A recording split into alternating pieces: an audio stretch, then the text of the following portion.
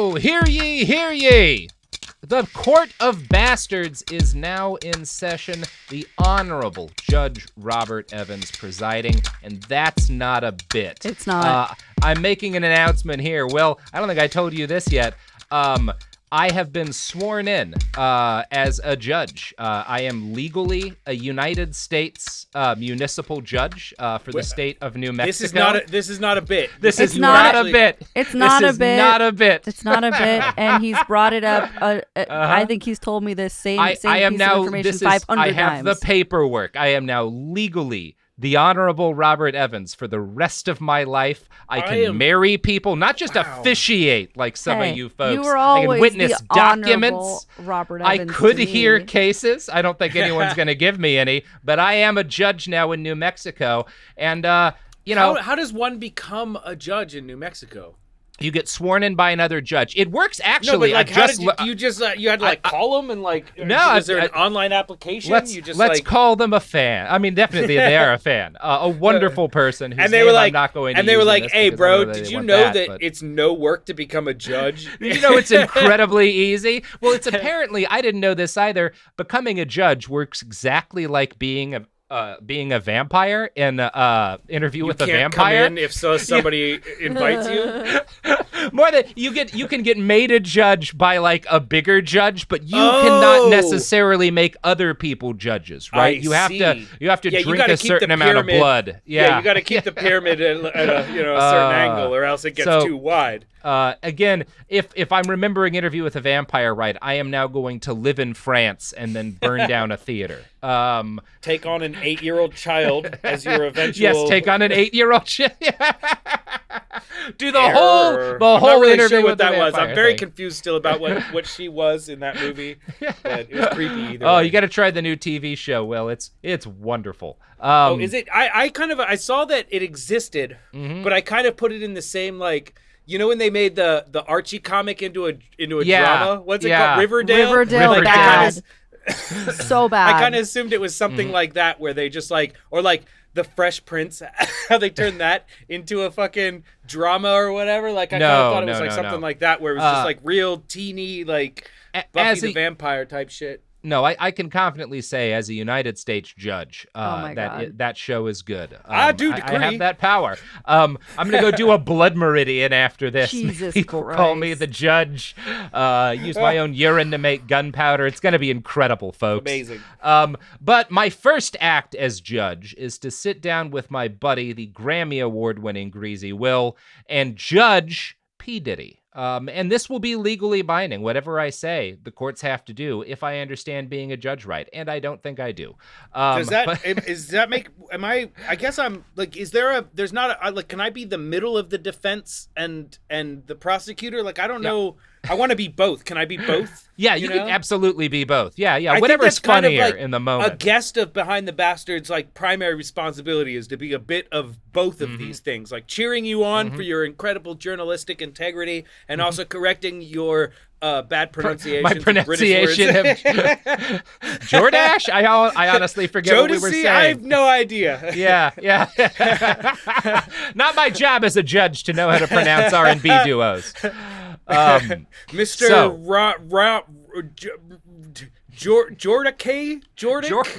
Jordico? You know what? I sentence you to come up with a different fucking name. Yeah, I sentence you to have a more pronounceable name, sir. I'm glad this intro was fun, because what we're going to talk about after this cold open, not fun at all. We're back, and things are about to get horrible. So, 1991, the same year that he got all of those fucking people killed, is the year in which Joy, J-O-I, Dickerson Neal, one of those hyphenated last names, claims that Sean drugged and raped her. Yes. Yeah, I know. Sorry, there was no way to like swinging for the fences, like... right? That's why I opened with something fun. Yeah, because it's gonna get. Okay. I mean, this is gonna be horrible. Oh, folks. Sorry. What year was this? Now this was 91. The same year he got 9 people killed in a crush. Okay. So this is the earliest. I don't know that this is the first person that Sean drugs and assaults or assaults, period. But this is the earliest allegation so far against Diddy. That may have changed by the time these episodes drop. Shit is coming out rapidly. Every day. And it is, I gotta say though, it is one of the most serious. She was a college student at the time. Sean was an up-and-coming music producer who hosted legendary parties. He put her in one of his music videos, and then while they were doing that, he asked her out on a date, which is, classic story. Classic story. Yeah. This is why the fucking prototype exists. This is why people know that this is a thing. It's just the classic producer story, It's fucked up because, obviously this is the way a lot of people get assaulted. It is also legitimately how a lot of people's careers begin. Sure. Both, and honestly, sometimes both happen, right?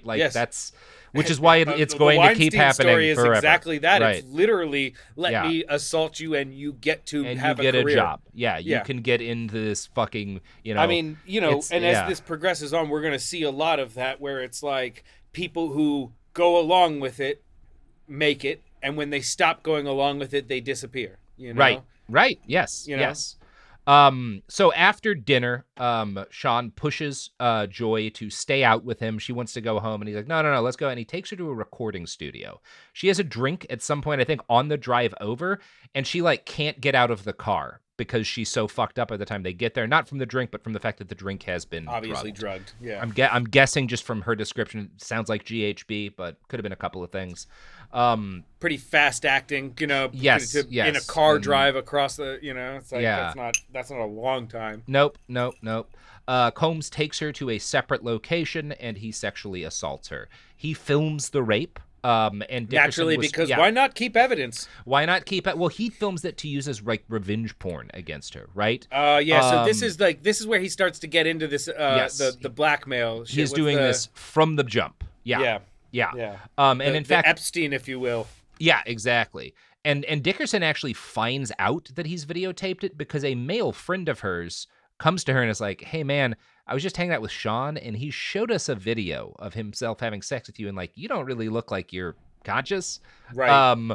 So that's how she finds out about it. He shows this to a number of people. In the wake of, that God, that is horror. Just fucking awful. It's hideous. And it's one of those things. So this is 91, right? It's 91. What did he have? Was it a camcorder? He had a camcorder? It must have been a camcorder. Yeah, was it a hidden situation or just you're because right. there's an element of decisions that he had to make. He had to set this up and plan this. This wasn't, Yeah, he had to set this up. He had to plan this. He spent a lot of money. It's not cheap. Right, yeah. A camera in 91 was very expensive. You weren't just buying one cheap, That's probably a big part of, in addition to just wanting to do it in the first place, why she's drugged, right, is so that he can set up and do all this, right. Yeah, it's not an easy process to use. It's not like now where you just push a button or whatever on your phone. You got to set this, get lighting and shit. It's camcorders were not just just laying around. Yeah, and it's also, I want to note now, if you're very familiar with this case, you're going to note, he's not bringing up everyone. I can't. There's not enough time to talk about every single person who has made allegations. I'm gonna go through enough that you understand what he does. Yeah. Yeah, at this point, it's literally dozens and dozens of people. There's so many people that they've started filing class actions against him. And it's the kind of thing where I think, and we'll never know how many people it was in total, but I would be shocked if the total number of victims, one way or the other, aren't in the hundreds. There's different levels of victim. There's some people astonishing. That it's not Genghis Khan levels. There's some people who are he coerced me, but I did say yes. There's some people who were I got drugged, but he didn't rape me, or I got out. So there's degrees of difference for how this happens because there's so many people he's doing this to. And there's combinations of every single one of those things too as well. It's it is layers upon layers. What you're talking. This is 1991. We're in 2024. You know, this is a 30-year legacy of doing this. This is astonishing. And to only have allegations really because that's the one thing is outside of the industry, his image was pretty clean.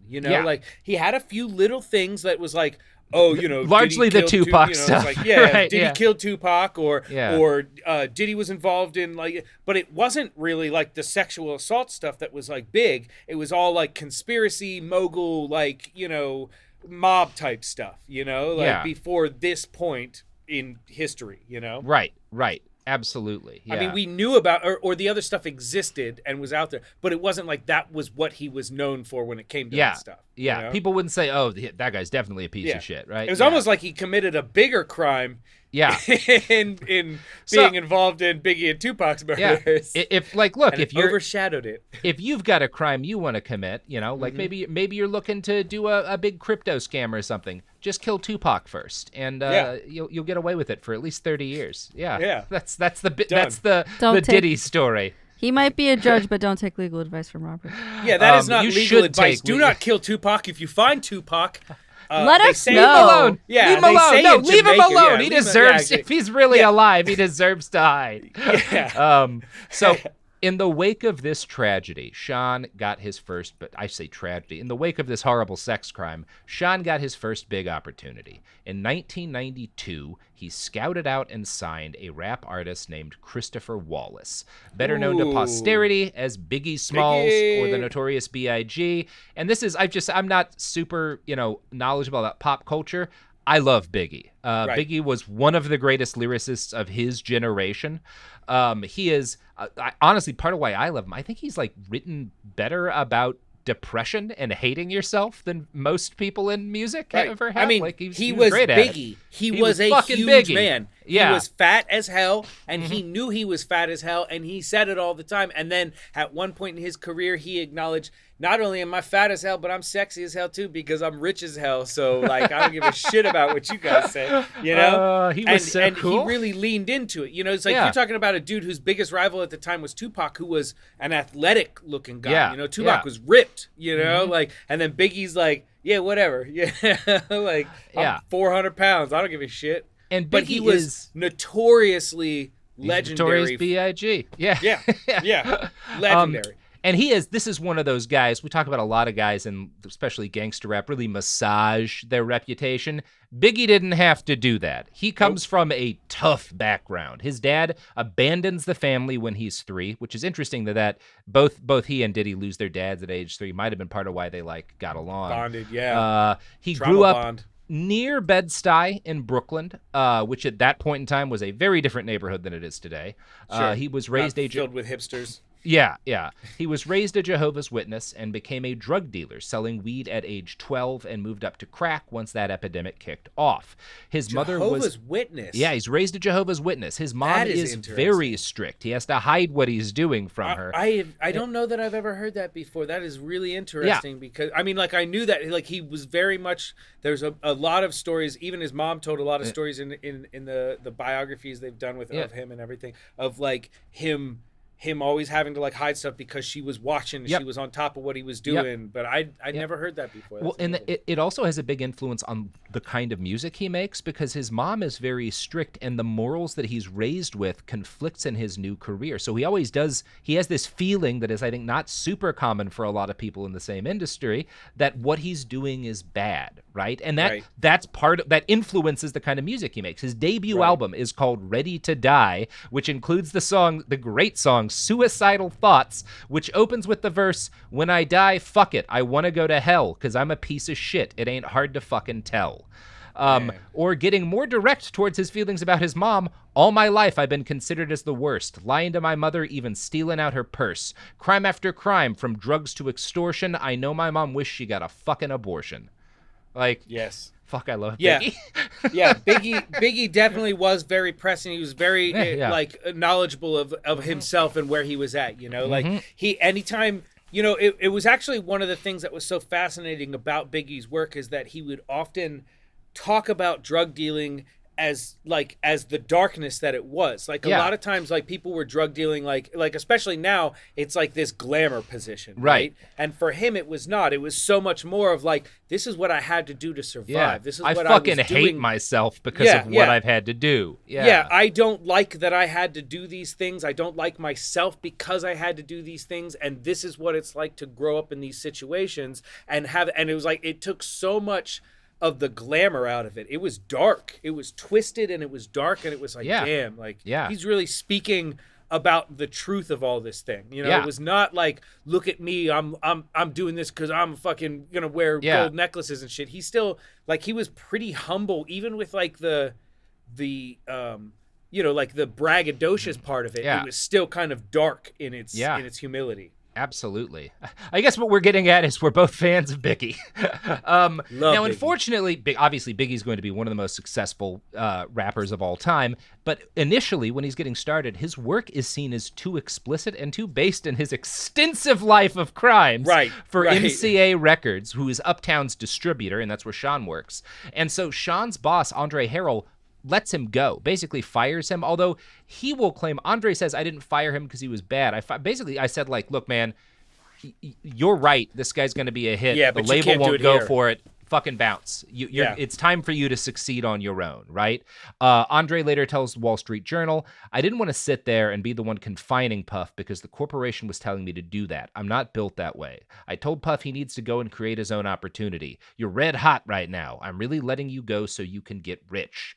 And that's exactly what fucking happened. So I mean, minutes later, all of the money in the world. Yeah, it really did. I mean, it was the perfect time for that. You know, like you're talking. So, for the most part, up until Biggie and Pac, you know, a lot of hip hop was more like happy type shit. It was still like, sometimes it was like had the darkness. NWA existed, obviously, but like Biggie and Pac were like really some of the originators of that like dark upbringing culture of rap, where it's like, look, we hustle to survive and we're doing what we got to do, and like talking the real truth about what it was like to be a black man in America at the time, you know. So it was like there was something really unique about that moment, because it was starting to, you know, we're getting the crack epidemic, we're getting the crime bill that old Biden decided to Sleepy Joe back when he was much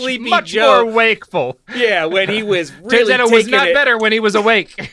Right. So it's like, yeah, exactly. Like maybe he should be sleepy, because when he's awake, sleepy's better. He commits some of the biggest crimes against Black America that you can imagine. I have always been firmly of the stance that the water fountains in the Capitol building need to have Xanax in them. We could solve a lot of problems. Of problems. Yeah, bring this down a little bit, because you know what? Put Xanax in the water everywhere. Yeah. Actually, yeah, great point, you know? Xanax, lithium, let's just... This is like when you're in high school and you think you can solve all the world's problems the first time you take mushrooms, and you're like, we need to give everyone mushrooms. No. But actually, maybe that might be true. Maybe we really do need to put lithium in the water or something. Yeah.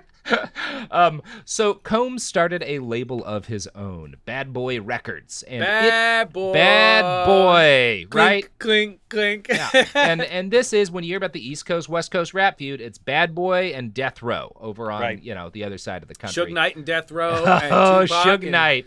Yeah. I hope. Are we gonna Suge Knight a little? We're gonna talk a little bit of Suge Knight. Oh man. Because basically Biggie becomes a massive star pretty much overnight, and that makes Bad Boy a name, and that causes immediate friction with the West Coast premier gangster rap enclave, Suge Knight's Death Row Records. If you want to know the kind of man, we're talking about Biggie being a fucking real gangster, Suge is a real gangster. The realest of gangsters. Later in life, will be shot at 2 consecutive VMA after parties. Yes. Oh my God, the amount of one of my favorite Suge Knight things is the Vanilla Ice story, that he held him off the roof of a building by his ankles. He held, because just over some dispute, you know, it's like it was like Suge was the realest of real. I think Suge didn't want to give him the rights or sell the rights to Ice Baby or something. Right. Yeah. How you held him off the roof of a building. It's like, this is the type of dude he was, where it was like everybody knew. So recently I had this amazing, this is a little side tangent here, I don't want to go too far into it, but recently there was this TikTok thing that happened where a guy found a bunch of old Death Row tapes, 2-inch tapes, in a storage locker, right? And because I'm in the TikTok zone, I saw this happen, and I was like, oh, this is cool. Hey, if you need any help with this, hit me up. And it turned out to be a bunch of like MC Hammer Death Row era stuff, right? And it was like almost immediately, once that started coming out, all all the comments were like, hey, man, like, just be careful. And it ended up going that I found the engineer that was responsible for that stuff. And I was like, hey, man, this guy found all this stuff. Your name's on the tapes. Mm-hmm. And he was like, I don't really want to be involved in that. Because of that era of my life was one of the most I've ever felt like in danger. Yeah. Like, that was the most I was ever worried about, like, making it through the day was when I worked as an engineer for Death Row. There's a lot of, like, things you can say about Suge Knight that are, bastardy, but also Suge Knight's not really even when he's behind bars, not someone I want to talk too much shit on. No, I'm close enough, man. I don't know, man. Yeah. I don't. He's a big guy. He's formidable. He's a formidable man. Yeah. He's a large person, and I would not want to ever have my tiny skull crushed by him. We have lots of respect for you, Suge. Yeah. Do your thing, Suge. Don't run me over at a burger stand. Yeah. Very funny. So this is primarily a story of the evil that Sean is going to do later in his life. And his involvement in the East Coast, West Coast rap rivalry is like, we know, but also it's murky, right? Like there's a degree of murky to like exactly what he was doing. It's unreliable narrators, as you would say. Right. A lot of unreliable narrators. Yeah. Most of the narrators are like talking through wiretaps that the police have, or like interviews the police are conducting. So yes, and not like great. Literally anything you get in all of this stuff is it's unreliable, and because there's a level of ego that's involved in this stuff. There's a level of self-importance, and there's a level of also, we were really fucked up doing drugs and alcohol, and I don't actually remember what was going on, It's like there's a joke in the audio industry about, like, literally almost everybody has I forgot, like the Fleetwood Mac, like, I forgot I made that song story. Like, I don't remember even being there and doing that, God, I was watching a fucking an old video of them during like the Rumors tour, and it's just clear, like, not a one of you're all playing perfectly, but not one of you could walk 10 feet without falling down. Like you are just snowblind. Yes, they had to walk you onto that stage. and although it has changed in its direction, there is still a large amount of that in the music industry. Where it's just like, it's like, I mean, even on the like the professional side of things, like the engineer side of things, when we once I once cleaned a console that had been like in use, a soundboard that had been in use since like the early 70s, right? It's one of like the Metallica recorded here. That type of thing. Like every band ever had used this console. And we took off the plates for the faders to clean it, and there was actually cocaine and like weed and like shit under the faders. Like that much had accumulated over time that it was just like under and it was like, oh my, and you're like still like, why are my hands, like, why do I feel numb right now? Like it's that 70s cocaine. Yeah, it's like that 70s cocaine. Pablo That's Escobar good licked this himself before putting it on the back of the truck. So there's a lot of like unreliable narration that happens in the music industry all the time. There's a lot of drugs, there's a lot of alcohol, and there's a lot of like, man, sometimes people tell me my own stories. Sometimes.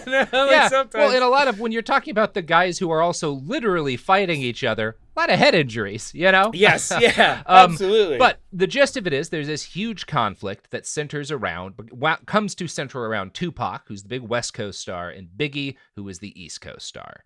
And, Tupac's, with Suge, and Biggie is with Sean, Diddy.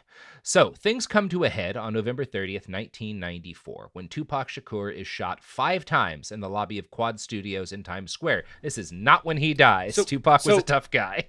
Real quick, just to rewind in this story of what happened. So the East Coast, West Coast thing, one of the big inciting factors were the Source Awards in New York, probably, I think, a year before Tupac died. And it was, Suge Knight was on stage directly insulting Diddy. Like that was his thing. He stood up on stage and he said, hey, if any of y'all want to be out there and not have a producer that is singing and dancing all up in your videos and being like all in trying to make himself part of the show, right? Then come over to Death Row. Right. And this was like this was when Snoop got involved. This is when this was probably the most. There was also a moment just before that where Diddy and or maybe it was right after, I forget, where Diddy and Suge were in a strip club in Atlanta, and Suge's best friend, that was one of the times you were talking about, Suge's best friend got shot and killed in the parking lot or whatever after that altercation. So up until Tupac getting shot, there's multiple deaths that have already happened. Like this is a back and forth thing that's kind of been going on, and they've been antagonizing. But it's Tupac and Biggie verbally in the public, right? Mm-hmm. But this is a Suge Diddy situation. This is their egos that are bleeding into their artists that are fighting against each other, because Biggie and Tupac are best friends at one point in time. Well, not best friends, but they are good friends at one point in time. This is like an important part to understand. Yeah. Biggie used to sleep on Tupac's couch. Tupac's acting and starting out his career. He's getting of his first records and everything. He's starting to have success before Biggie. Biggie's sleeping on his couch. Biggie is his friend. So Tupac comes to New York to record at Quad Studios. This is the big inciting incident past before the Source Awards thing. Tupac comes to New York. He's recording in Quad Studios. He comes down to the lobby. Biggie and Diddy are there as well that same night. He comes down to the lobby. He gets shot and robbed in the lobby, right? Yeah. And this is New York lobby. It's 10 feet. There's a security guy there. It's so he gets shot in that lobby, and he immediately blames Biggie for selling him out. And there's also it's worth noting, Biggie and Puffy are in the studio, right? At the time. And he is the only. It's a quote-unquote robbery, but he is the only one who gets shot. Yes, he's the only one that gets shot, and it's been dramatized in a lot of biopics and everything. But essentially you got to. This is it's a nondescript place. I've been to Quad Studios before. I recorded there. It's a pretty nondescript place. It's not like a flashy studio. In L.A., you can see a lot of the studios, a lot of them are kind of nondescript, but you can they have signs or whatever. Quad Studios has no sign. Quad Studios is not an accident where you just stumble in and shoot somebody. Yeah. You do have to know somebody's there. It's on the 13th floor or some shit like that. Yeah, he wasn't on the street and it was a crime of opportunity, right? Right. The fact that he's this had to have been them is not paranoia or whatever ruling him. And so that builds up. Tupac actually, right after that shooting, he goes to jail for sexual assault, spends some time in jail, and that's when Biggie's career grows, gets all big, and he comes out of jail to see Biggie now succeeding fully, and also feeling that hatred and that they were involved in this somehow of me getting shot, becomes incredibly paranoid. This is when the Tupac switch really goes to the gangster shit, Yeah, and he starts putting out songs insulting Biggie and Bad Boy records, things escalate. Yeah. While he's in jail, Biggie puts out Who Shot You? I think he was in jail anyways. I might be messing some of this up because also I am an unreliable narrator. But while he's in jail, Biggie puts out Who Shot You, which seems like a direct attack on Puffy, on Tupac. He seems like a direct. Who Shot You is a pretty. Oh, it's man, a pretty funny thing to do. Yeah, when you're wondering who shot me. Yeah. And somebody puts out a song. It's the If I Did It of gangster rap. Yes, it really is. And so Tupac's okay, well then we know. And this escalates to a massive battle between East Coast and West Coast. And we are going to talk more about that. But you know what never shot Tupac? To the best of my knowledge, I can't really prove this, but it's unlikely. Our products and sponsors, our products, the guys that give us the money for doing the stuff. It's very unlikely that they did. Yeah. Although unless it's an ad for fucking Diddy. Yeah. Yeah. You might get it. You might. You know. Starts buying podcast space. And we're back. So, In September of 1995, there's another, chapter in this escalating battle. Witnesses say that they see Diddy's bodyguard get into an argument at an Atlanta club with a guy named Jai Hassan Jamal Robles, a member of Death Row's, who's like a death row guy, right? And then after that argument, Robles is shot and killed. And it's one of those he was having an argument with Combs's bodyguard, who's a shooter, and then he gets shot, right? Yeah. And turns that out guy, people with guns are willing to use them usually. Yes. And by the way, Combs's bodyguard, who probably shot Robles, gets shot himself years later in Atlanta. Not a long life. Like in I this said, business. this is a back and forth kind of situation for a long time. It's like it mirrors what is going on, because these are people who are also gang related in all these situations. It is a lot of Bloods versus Crips situation. This is the early 90s. This is actually a thing that's going on in the world. Yep, it is tied into the organized crime part of it, and the mob Pyrus in California and the Crips in Los Angeles in Crenshaw. It's like this is all happening at the same time. Diddy is not a guy who comes out of gang life, but he is now involved in organized crime, right? Because that's one of just the big business. implications for Diddy being involved in Tupac's death is that he was hiring Keefe D, who was we'll be talking about that. Right. So it's like we get into this. He is associated heavily with other gang members. It's a bit like the Rolling Stones Hell's Angels shit, where it's like, who do you hire to protect you in your territory? If you don't hire the people who are strong there, you're not safe. Yeah. And even to this day, I've toured with some big acts. I've toured with, Jay-Z and Pusha T. I've toured with a lot of mid-level rappers, Vic Mensa and IDK, all sorts of stuff like that. Even to this day, when you go to a town, a city, you check in with the guy there. On the rap tours, you check in with the J Princes. You check in with the people that are the guy in that town, out of respect, out of whatever, but you make sure that you are talking to those people. So this is happening now. Make no mistake, there are people that were in charge in those cities that were heavily involved in the responsibility around protecting those incidences from happening. And podcasting works the same way. When the last podcast on the Left guys, when they tour in Portland, they give Sophie and I a call. We make sure our shooters stand down. We you're always. I'm trying to think of another podcaster's name. The Pod Save guys. When I go to DC, fucking they'll the last pod on the left have you guys, capped if you don't call them. Yeah, absolutely. Yeah, absolutely. No, and I understand that. It's like it's a very hard similar. business. Yeah, the knitting circles are actually very similar as well. Yeah. Sophie just put out a hit on.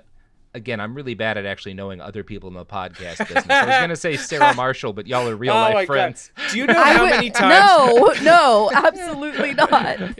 I'm going to Chicago. I got to call the knowledge fight guys. Make sure they don't fucking put one in me at the airport. Yeah. Oh my God. Oh man. So, and it's also worth noting, as we say, people are dying. Combs is ordering hits, right? I can't say that to a point of legal certainty. But he's ordering hits. The implication is strong that people are being directed to execute other people on this, by Sean, for sure. I might not have said that a few months ago, but now that he's in jail, I feel confident he's not going to sue me for defamation. He's got he definitely had people killed. So it is also, and I should, we're talking about this feud, and we will get back to this East Coast, West Coast feud. I should note here, it is around this time, in 1993 or 1994, I think the timeline's a little bit murky, the person may not remember precisely because that's the way trauma works, that Sean Combs is accused of committing his second rape that we know of. Lisa Gardner, who was 16 years old at the time, he is in his 20s, she is a child, says that she met Combs and Aaron Hall at an album release in New York. She alleges that Combs coerced her into having sex, and then Hall assaulted her, and then Diddy rapes her, and then Diddy and Hall rape her 15-year-old friend Monica Chase. So he and his friend Aaron Hall coerce and rape two underage people, one of whom is 15, one of whom is 16. The day after the assault, Combs comes to her house, she says, and chokes her until she passes out and then sexually assaults her again. This is bad stuff.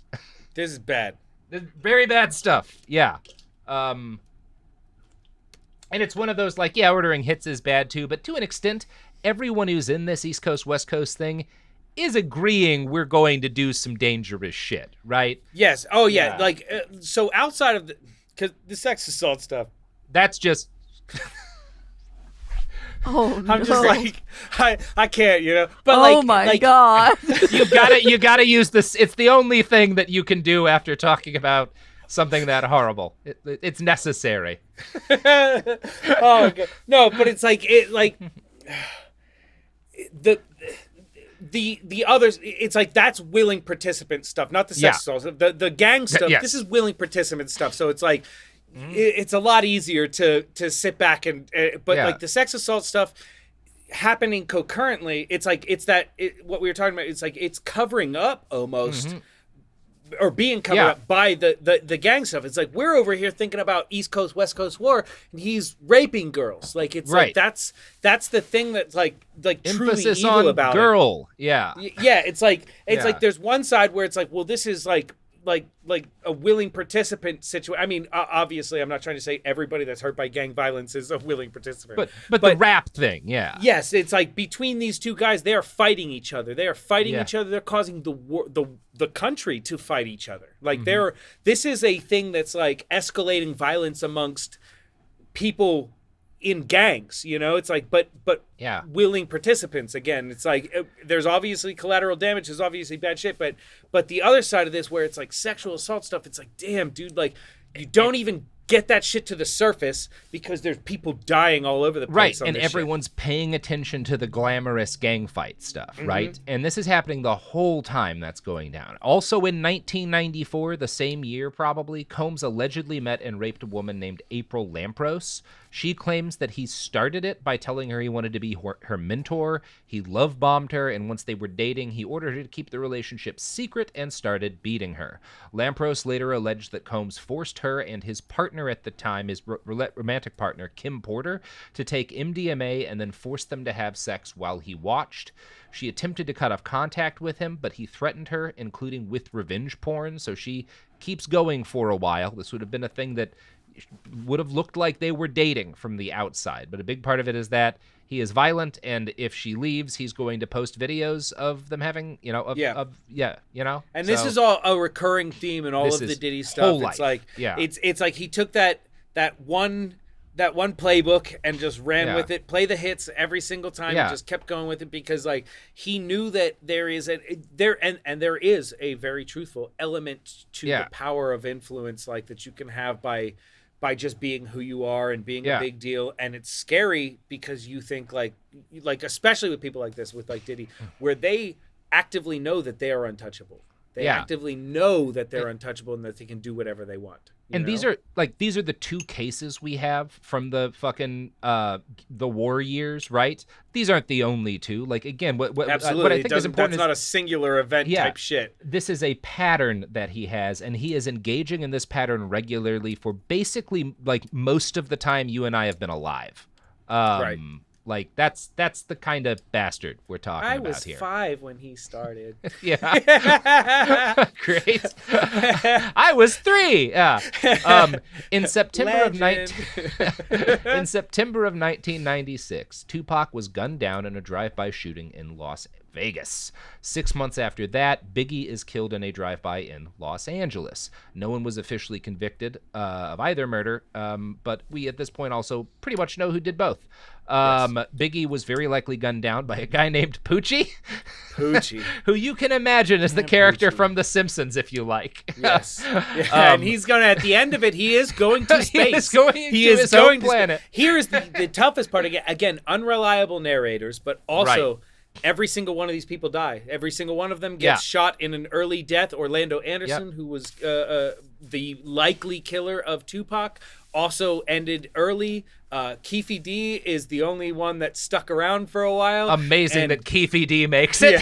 Yeah, Keefe D. You never think it's gonna be Keefe, but it is. Keefe D sticks around, and he is as unreliable as they come just because of who he is as a person. It's braggadocious shit. It's all about like talking about, I was involved in this thing. It definitely, he was involved and he was in the right places, but there's a lot of like, it's even that way with Suge Knight, where it's like Suge Knight is bragging about a lot of this stuff and trying to like elevate, and you don't get a complete narrative because nobody is ever going to tell the truth. Right. But as far as the evidence points, Poochie. and I should also clarify here.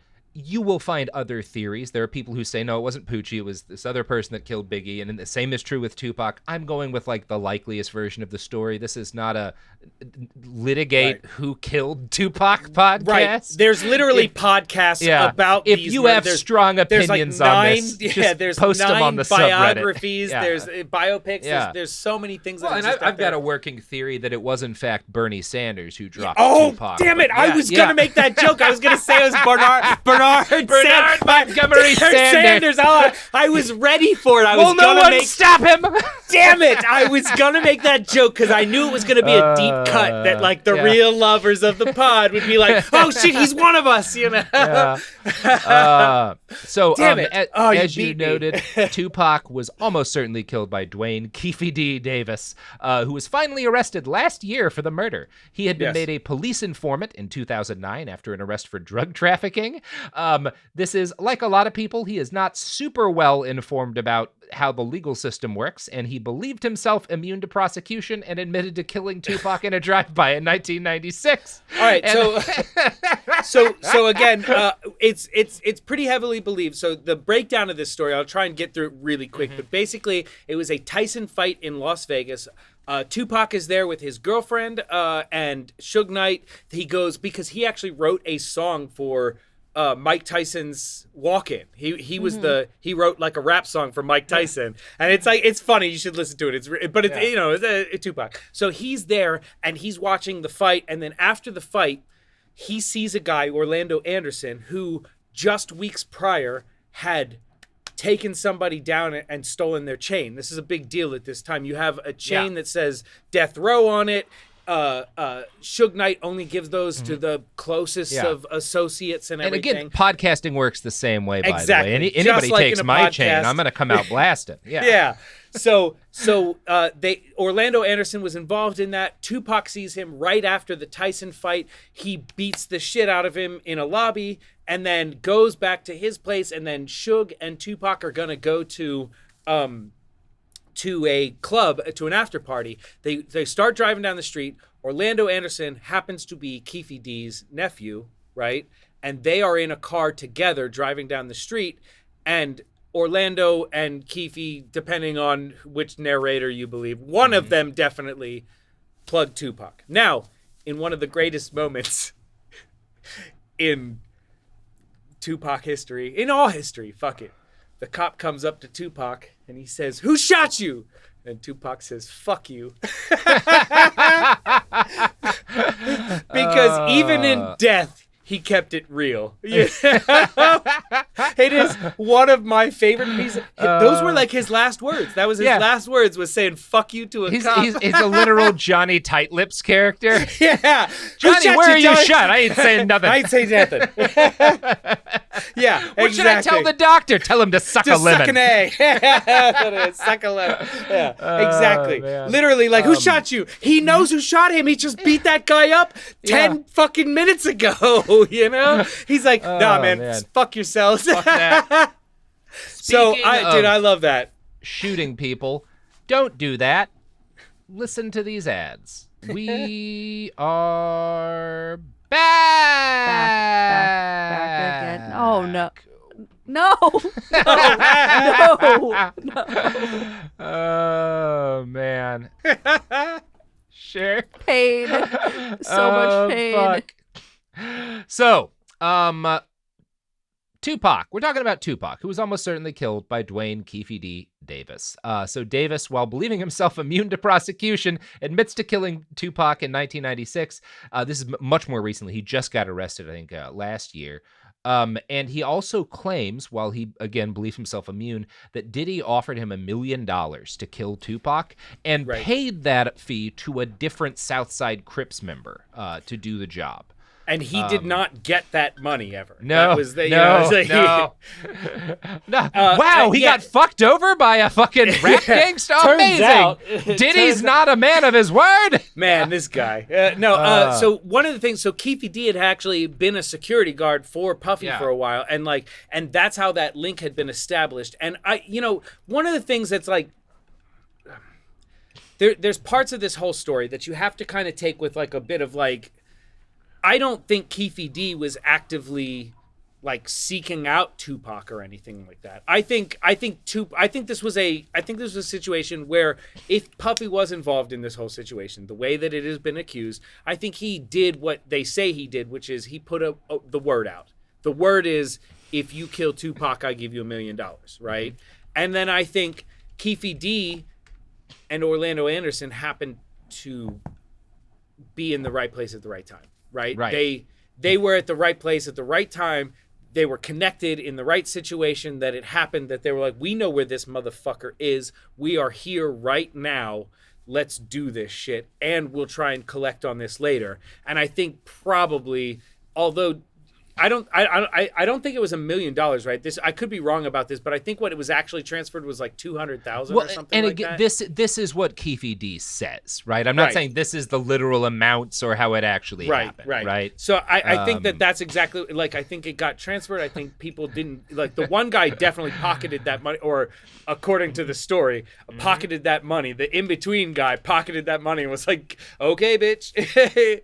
But I think that, again, unreliable narration in this whole story, but there's some, I don't think it was intentional is my point, that they were trying out at that moment to kill Tupac. They didn't go to Vegas with the intent of killing Tupac. I think they went to Vegas to see a fight, and there was an incident, and then it just turned up, and it was a perfect timing, it seems more like that than it was a premeditated situation of they're out there looking to kill Tupac, like they're on the street ready to do it.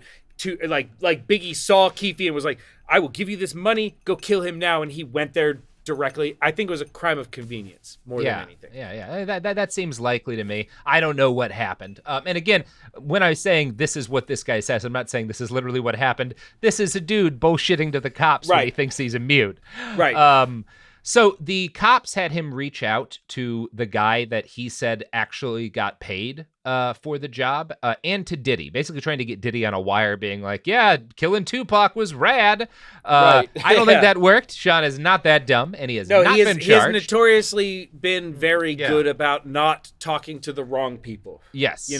And he has not been charged with this. I don't know that he ever will. But prosecutors summarizing one of the interviews with Keefe D in court documents wrote, Sean Combs reaches out to defendant, and this is from right after Tupac's death. Sean Combs reaches out to defendant, wondering if Southside Crips were responsible for Shakur's death by asking, is that us? Defendant, beaming with pride, answers, yes.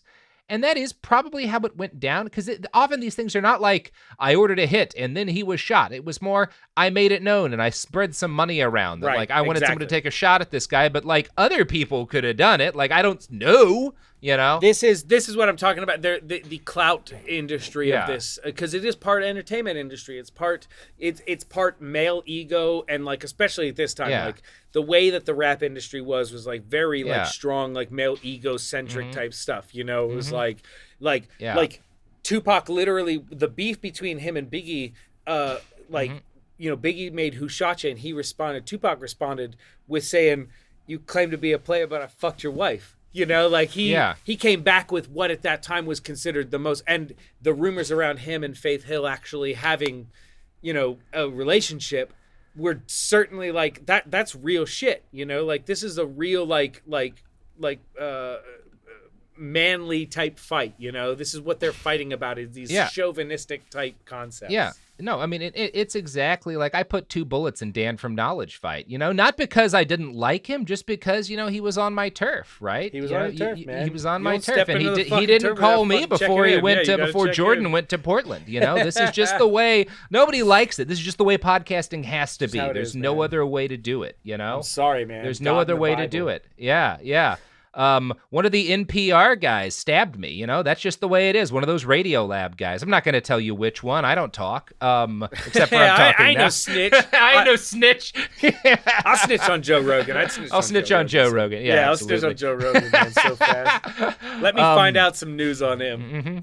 So anyway, not conclusive, but probably pretty safe to say Diddy had something to do with the Tupac killing. At the very least, he influenced it by possibly putting guarantee he put that word into the hood. Right. If you kill him, there's money on it for you. Yeah, exactly. And, obviously the greater crime in this is the fan art that this whole tragic rivalry has inspired. And I'm speaking specifically, I wrote this episode listening to a bunch of Tupac and Biggie songs. And while I was, how YouTube does its thing, and it took me to a playlist some DJ had made that was like Tupac and Biggie songs called Biggie versus Tupac. This has nothing to do with the story, but whoever made it did a Photoshop that Sophie's going to show you, and it's supposed to be like split down the middle, Tupac's face and Biggie's face side by side. Oh, God. But the way they did it, it just looks like Tupac had a stroke. Oh my God, I can already picture it. Yeah, Sophie, show it off. It just looks like Tupac stroked out. It's the way like Biggie's got kind of those drooping eyes. Not a successful Photoshop, my man. I'm sorry. Oh my God. Here's the thing, man. Just like NWA, the largest consumers of this East Coast, West Coast rap war were suburban white kids, It's like, and this is true with even today, like you get into like the Travis Scott stuff, you get into like any rap that's like, it is largely consumed by suburban white kids who also, I'm sorry guys, like, same team or whatever, but you guys could be some of the dumbest, corniest people that exist on the planet. Like that is pretty brutal, man. Like as a suburban white kid who was listening to fucking Biggie when I was 50. Yeah. Me too. Sorry, guys.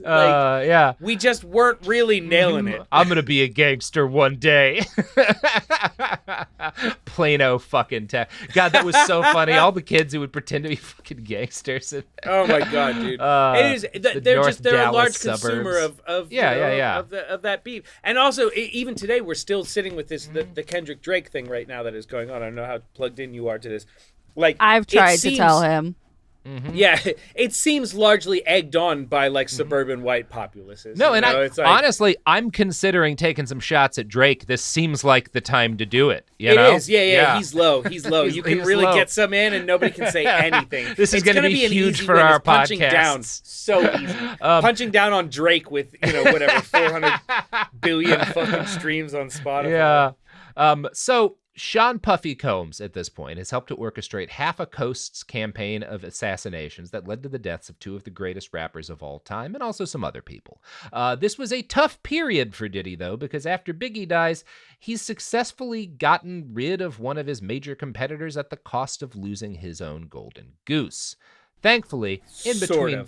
Sort of. Sort of. Yeah. He waited a whole 2 weeks to release his album. That's exactly what I'm saying. Yeah, sort so of. He releases his first hit single in January of 1997. An album follows in July, which includes a touching tribute to Biggie titled I'll Be Missing You. It might as well be titled I'll Be Cashing In on Your Death. Although, everybody, the complaint that you're going to get from this, people are going to be like, but he never cleared the sample, right, from Sting. So right, he samples Sting's every move you take, right? Yes, and so he the never greatest crime. Yeah, he never clears it, and he to this day, like Sting collects a pretty big amount of cash off of that. However, don't also forget that this is a time in the world where appearances pay, radio play pays, like everything pays. This isn't Spotify era where like, the song being everywhere in the entire world doesn't give you any money, even though you're not getting any publishing off of it. Because when you record it yourself, you own that's the master recording. You own your version of it for certain things, right? Mm-hmm. Publishing is one thing. They can take all the publishing and you still make money off of that song because it plays places. Yep. So it's not like he made no money off of that. I just know like people are going, but he didn't cash in on that because Sting gets the public. No, it's like there's still money to be made, especially in the 90s. There was still a lot of money to be made off of having a number one song in the country. And this is the first rap single to debut at number one on the Billboard Top 100. Like he makes a lot of money as a result. Everybody of this. knows this song. He comes out at the VMAs dancing in a white suit, like. It was actually iconic. It was actually iconic. I mean, And sometime around this point, the Biggie memorial in the background. Oh God, his dead friend's huge face as he just fucking cash register sounds going off in his head. And there is also real quick, just to backpedal a second. There is a lot of talk about Biggie wanting to leave Puffy's label before this happens. There is. Interviews with tons of people, again, unreliable narrator type stuff, but there is a lot of interviews of people saying that Biggie wanted out of his deal with Bad Boy because he felt like Puffy was taking advantage of him. He felt like he wasn't getting what he should from his music, that he wasn't getting, like, I mean, I think at the time, like he was worth like maybe $20 million or something like that, but he was not like reaping what he actually should have from 90s era music. It's like when you had a banger in 90s era music, you made like $50 million. It was like an insane amount of money that you could make. Like if you talk about 90s bands, they were still selling physical product. It's not like now with streaming and stuff like that. They were selling a physical product. So if you had a platinum album in the 90s, you made 25-30 million. If your label didn't screw you, if you weren't getting fucked over, you made like 30 or 40 million dollars. Like you made a tremendous amount of money. And there's a lot of conversation about Biggie having known that prior to his death, which also leads to the implication that he may have actually been involved in Biggie's own death. Yeah, and we're largely just staying away from that because it's not provable, and the stuff that's provable is, for sure, I mean, honestly, a lot worse. Again, very, very like unreliable narrators everywhere, but it should at least be known that there is the theory out there in the world that is something that goes on. That happened, and that was what he was part of with that. Well, that's gonna do it for part 2. Will, you got anything to plug before we roll out? Man, I have a podcast. If you are a nerd and you like audio stuff, but not nerdy audio stuff, I have a podcast called That Sounds About Right with my friend Shane Lance, who is a polar opposite of me as a human. He's very Christian, very positive human being, and I am divorced 3 times, so we make a good pair, and we talk about cool audio stuff about our own careers and a little inspirational. I mean, it's called That Sounds About Right. I also am found all over the internet on things from YouTube to TikTok under Greasy Will Music. Will. I'm easy to find. A Z and only one L on Will. Yeah, check him out. And check me out on Blue Sky at I Write Okay. And check out our other podcasts. Are you loving Blue Sky? We're all on. It's fine. It's great now. Yeah, you replied to or liked one of my shits the other day on your thing, and people were very excited about it. It was I don't have many followers on Blue Sky, but I share some really dark, twisted thoughts on there. So, if you're into that, you can find me there too, I'm sure. Watch Will cancel himself and watch me cancel myself, all on Blue Sky. Blue Sky. All right. Well, that's it.